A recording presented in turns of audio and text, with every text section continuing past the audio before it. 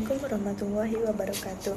Baiklah, perkenalkan nama saya Fajaneira dengan NIM 231080201131. Baiklah, saya akan menjelaskan tentang kelompok dalam organisasi.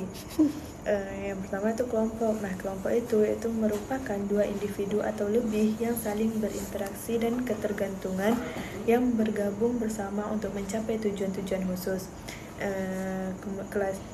Kemudian kelompok itu terbagi menjadi dua klasifikasi. Yang pertama itu formal dan yang kedua itu ada informal. Yang formal itu ciri-cirinya itu memiliki struktur organisasi, memiliki tugas dan pekerjaan yang jelas untuk setiap bagiannya. Kemudian perilakunya itu diarahkan untuk mencapai sasaran organisasi. Sedangkan informal itu tidak memiliki struktur formal, tidak terorganisasi yang secara resmi, muncul karena adanya kebutuhan transaksi sosial, dan juga dapat mempengaruhi perilaku individu dan kinerja. Kemudian ada 5 tahap dalam pembentukan kelompok. Nah, yang pertama itu pembentukan atau forming, yang kedua itu pertentangan atau storming, yang ketiga persatuan atau norming, yang keempat kinerja atau performing, dan yang kelima itu pengakhiran atau pembubaran gitu. Kemudian ada juga serangkaian fase yang dilalui oleh kelompok melibatkan transisi antara keadaan inersia atau statistis dan aktivitas. Nah, untuk urutan tindakan itu ada menentukan arah kelompok, menyusun tujuan, kemudian kelompok cenderung berdiam diri atau terpaku pada tindakan tertentu. Kemudian yang ketiga ada transisi, yaitu meninggalkan pola-pola lama dan mengadopsi persepsi baru. Kemudian ada tujuan tercapai.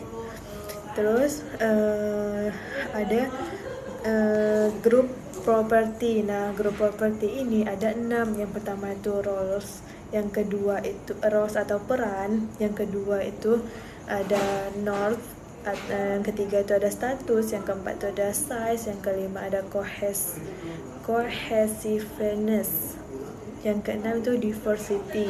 Yang pertama itu peran. Peran itu merupakan pola pikir yang diharapkan dari seseorang yang memegang suatu posisi, baik itu persepsi, pengharapan, psychological kontrak, dan juga konflik peran. Kemudian ada yang kedua itu norma. Norma itu merupakan standar perilaku yang bisa diterima dalam kelompok yang digunakan secara bersama-sama oleh anggota kelompok. Nah, norma itu terbagi menjadi 4. Yang pertama itu norma kinerja, yang kedua itu norma penampilan, yang ketiga norma tata sosial, dan yang keempat itu ada norma alokasi sumber daya. Kemudian yang ketiga itu ada status. Nah, status itu merupakan posisi atau tingkatan yang ditentukan secara sosial, diberikan kepada kelompok atau anggota kelompok oleh orang lain.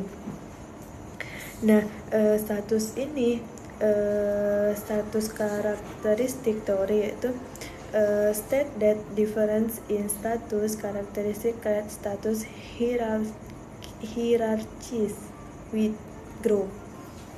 Kemudian yang keempat itu ada ukuran atau size. Nah, ukuran atau size ini merupakan kelompok yang lebih kecil, lebih cepat dalam menyelesaikan tugas daripada kelompok yang lebih besar. Dan individu bekerja lebih baik dalam kelompok yang lebih kecil. Dalam hal pemecahan masalah, kelompok besar memiliki nilai yang lebih baik daripada kelompok kecil. Kemudian yang terakhir itu ada yang kelima itu ada kohesivitas, yang dimana tingkatan anggota kelompok tertarik satu sama lain dan dimotivasi untuk tetap di dalam kelompok. Kemudian ada peningkatan kepanduan kelompok. Nah, yang pertama itu membuat kelompok yang lebih kecil. Yang kedua, mendorong kesepakatan dengan anggota kelompok. Yang ketiga, meningkatkan waktu bersama anggota kelompok. Yang keempat, meningkatkan status kelompok dan merasakan kesulitan dalam kelompok. Yang kelima itu mendorong persaingan dengan kelompok lain. Yang keenam, memberikan penghargaan kepada kelompok dan bukan kepada pribadi. Dan yang terakhir itu mengisolasi kelompok secara fisik. Kemudian ada keragaman. Nah, di keragaman ini ada tingkat kesamaan anggota kelompok atau berbeda satu sama lain. Keanekaragaman tampaknya meningkatkan konflik kelompok, terutama pada tahap awal perkembangan kelompok. Kemudian yaitu ada keputusan kelompok. Nah, keputusan kelompok ini ada kekuatan dan juga ada kelemahan. Nah, yang kelemahan ini yaitu contoh itu informasi lebih lengkap, lebih lengkap. Kemudian meningkatkan keanekaragaman pandangan. Ketiga itu keputusan lebih tepat dan juga meningkatkan penerimaan terhadap keputusan.